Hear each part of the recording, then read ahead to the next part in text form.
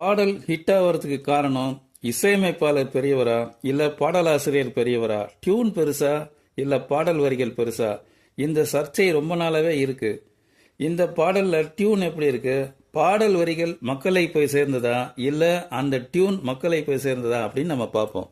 டைட்டில்ல பாத்தீங்கன்னா 4 பாடலாசிரியர் பேர் இருக்கு. இந்த பாடலுக்கு எந்த கவிஞர் எழுதினார் அப்படின்னு சரியா தெரியல. சரி, இப்போ பாடலுக்கான சுச்சுவேஷனை நான் முதல்ல சொல்லிடுறேன், அப்போதான் உங்களுக்கு புரியும். இந்த சுச்சுவேஷனை பார்த்துட்டு பாடலுக்கான வரிகளை நம்ம இப்போ பார்ப்போம். ஊர் பஞ்சாயத்து கோயிலில் வச்சு நடக்குது. ஃபங்க்ஷனில் பாட வேண்டிய பாடகி வரல. அப்போ யாரை கூப்பிடலாம் அப்படின்னு யோசிக்கும்போது படத்தோட ஹீரோ தன்னோட காதலி பேரை ரெக்கமெண்ட் பண்ணுறாரு. ஏற்கனவே அவங்க ஸ்கூலில் பாட்டு டீச்சரை ஒர்க் பண்ணிக்கிட்டு இருக்காங்க. அப்போ கிராமத்து தலைவர் பாட வரமா அப்படின்னு கேட்குறாரு. நல்லாவே பாடுவாங்க அப்படின்னு இவர் சொல்கிறாரு. அது இல்லைப்பா, கோயிலில் பாட வருமா அப்படின்னு திரும்ப கேட்குறாரு. கண்டிப்பாக பாட வருவாங்க, நான் சொன்னால் என் பேச்சை தட்டவே மாட்டாங்க அப்படின்னு இவர் கேரண்டி கொடுக்குறாரு. இப்போ காதலி கிட்ட பேசுகிறாரு. காதலி இப்படி சொல்கிறாங்க, கோயில் திருவிழாவில் நான் பாடுறதா? ஏன் சின்ன குழந்தைங்க முன்னாடி தான் பாடுவியா? அப்படி தான் வச்சுக்கோங்களேன். அப்படி சொன்னால் விட்டுருவோமா உன்னை?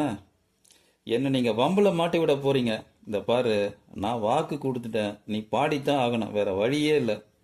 இது கிராமத்து பொது விஷயம். அவங்க எதிர்பார்க்குற மாதிரி தான் என்னால் பாட முடியாது. அவங்களும் ரசிக்கிற மாதிரி தான் பாடேன். புரியாதவங்களும் ரசிக்கிற மாதிரி பாடினா தான் சங்கீதத்துக்கு பெருமை. இசைக்கு நீ தொண்டு பண்ணுறதா அர்த்தம். எனக்காக நீ பாடித்தான் ஆகணும். சரி, சம்மதிக்கிறேன் அப்படின்னு காதலி ஒத்துக்கிறாங்க. கோயிலில் ஃபங்க்ஷன் ஆரம்பமாயிடுச்சு.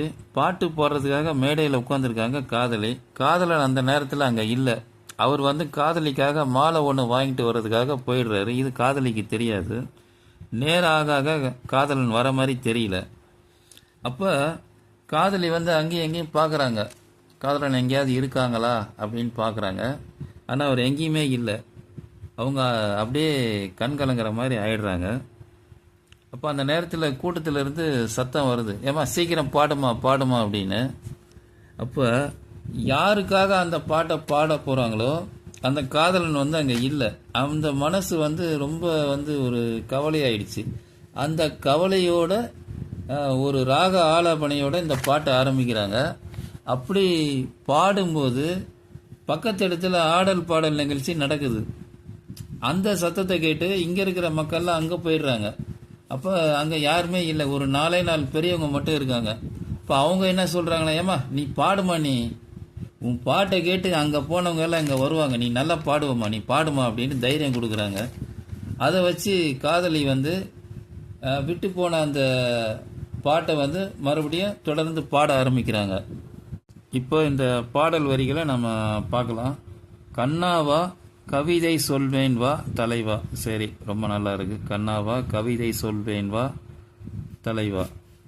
அடுத்தது பாருங்க, அன்பே வா அழுது நின்றேன் வா துணைவா. முதல் லைன்ல தலைவா, 2வது லைன்ல துணைவா. துணைவா தலைவான்னு கேள்விப்பட்டிருக்கு, அது என்ன துணைவா? அன்பே வா அழுது நின்றேன் வா துணைவா. அழுது நின்றேன் வானா என்ன அர்த்தம்? அது அவங்க ஸ்டேஜில் உட்கார்ந்து தான் பாடுறாங்க.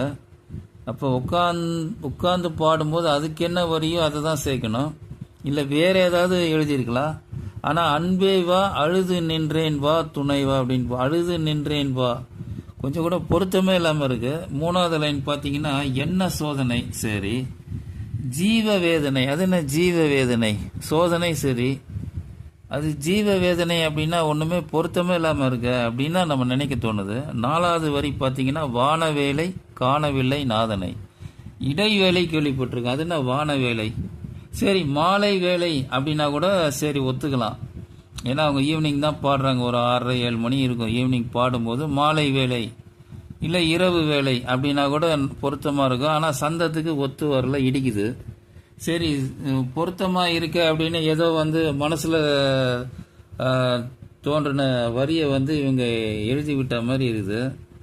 வானவேலை காணவில்லை நாதனை. காணவில்லை சரி, நாதனை சரி. இல்லை ஹஸ்பண்டோ இல்லை லவரோ நாதன் அப்படின்னு சொல்லுவாங்க. பழைய காலத்தில் அந்த சினிமாக்களில், பழைய சினிமாவில் நம்ம பார்க்கும்போது நாதா அப்படின்லாம் சொல்லுவாங்க. இந்த லவர் ஆனாலும் சரி, தாலி கட்டின புருஷனானாலும் சரி, நாதன் அப்படின்னு சொல்லுவாங்க. அதெல்லாம் ஓகே. வான வேலை அப்படின்றது புதுசு புதுசாக அவங்களுக்கு மனசில் தோன்றதெல்லாம் அடித்து விட்டுருக்காங்க அப்படின்னு தான் நம்ம நினைக்க தோணுது. அடுத்து சரணத்தில் பாருங்க, சுதி சேரு முன்னே இசை பாட வந்தேன், விதி சேரு முன்னே விளையாட வந்தேன். அதாவது சுதி சேரு முன்னே அப்படின்னு தான் நான் எடுத்துக்கிறேன். ஆனால் அவங்க பாட்டு பாடும்போது அந்த வரியை நம்ம ரொம்ப டீப்பாக கேட்டோம் அப்படின்னா சுதி சேரு முன் தேன்னு வருது, சேரு முன்னேன்னு வரல, சுதி சேரு முன் தே அப்படின்னு தான் வருது. அது என்ன அர்த்தம்? அது எங்கே தேன் எதுக்கு வருது? இசை பாட வந்தேன், சுதி சேராமல் எப்படி பாடுவாங்க? அதே முன்னை பின் முரணாக இருக்குது. அதுக்கப்புறம் பார்த்தீங்கன்னா விதி சேரு முன்னே விளையாட வந்தேன், கொஞ்சம் கூட அந்த சுச்சுவேஷனுக்கு பொருத்தமாகவே இல்லை அந்த வரிகள். அதுக்கப்புறம் பாருங்க, புறாவை போல வாழ்ந்தவள் நிலாவை போல தேகின்றேன். இப்போ மயிலை போல நடந்து வந்தேன், குயிலை போல பாடினேன், இதெல்லாம் நம்ம கேட்டிருக்கோம். இங்கே எங்கேருந்து வந்தது புறாவை போல வாழ்ந்தவள்? சரி, புறா மாதிரி வாழ்ந்துருக்கிறீங்க, புறாவை எதுக்கு இங்கே உதாரணம் காமிக்கிறீங்க? நிலாவை போல தேகின்றேன், சரி இதுவாது ஏற்றுக்கலாம், காதலன் இல்லை அவங்க தனியாக பாடும்போது நிலாவை போல தேகின்றேன், சரி ஓரளவு இருக்கு. ஆனால் புறாவை போல வாழ்ந்தவள் அப்படின்றது நமக்கு ரொம்ப கன்ஃபியூஸ் ஆகுது.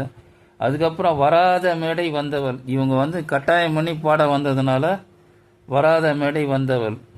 அனாதை போல பாடினேன் அப்படின்னா எங்கே இது அனாதையெல்லாம் எதுக்கு வருது? உங்களுக்கு அம்மா அப்பா இருக்காங்க, எல்லாருமே இருக்காங்க, அப்படி இருக்கும்போது அனாதைன்னு எப்படி வரணும்? இங்கே காதலன் இல்லை, அந்த ஒரே காரணத்துக்காக அனாதை போல பாடினேன்னா எப்படி அது?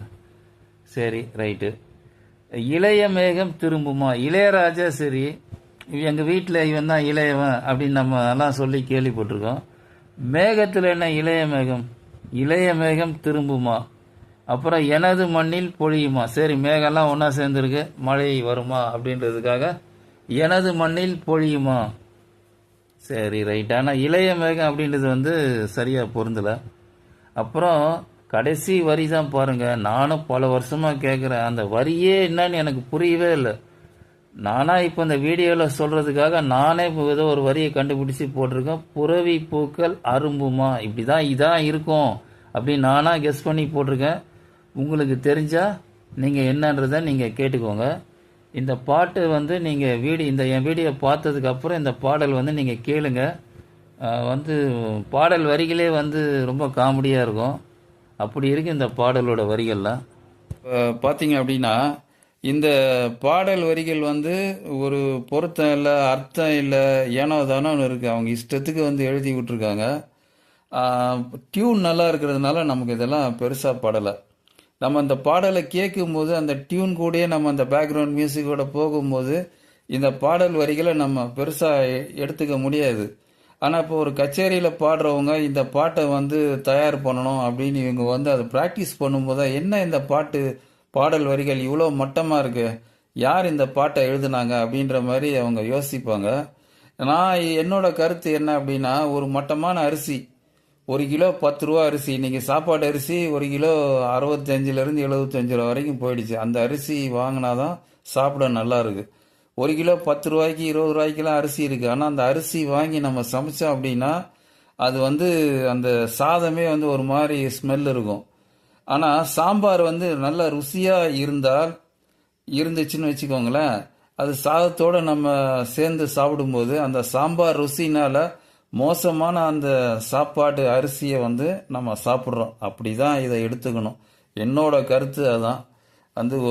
இந்த பாடல் வரிகள் மோசமான ஒரு சாப்பாடு அரிசி என்ன, ஆனால் இந்த டியூன் நல்ல சுவையான ஒரு சாம்பார், இது ரெண்டும் சேரும்போது சாம்பாரில் இருக்கிற அந்த டேஸ்ட்னால சுவையினால அந்த மோசமான இருக்கிற அந்த சாதத்தை நம்ம எதையுமே நினைக்க முடியாது. சாம்பாரோட டேஸ்ட் அங்கே மேலே ஓங்கி இருக்கிறதுனால சாதத்தை நம்ம பெருசாக எடுத்துக்காம சாப்பிட்டு நம்ம பசியாடுற மாதிரி தான் இருக்குது இந்த பாடல் வரிகள். அந்த மாதிரி இப்போ இந்த பாட்டை பொறுத்த வரைக்கும் டியூன் தான் பெருசாக இருக்குது, பாடல் வரிகள் ரொம்ப மோசமாக இருக்குது. இது என்னோட கருத்து. உங்களோட கருத்து என்னன்றதை நீங்கள் மனசோட வச்சுக்கோங்க. இல்லை உங்களுக்கு சங்கீதம் தெரிஞ்சவங்ககிட்ட இது நீங்கள் ஷேர் பண்ணிக்கோங்க. நன்றி, வணக்கம்.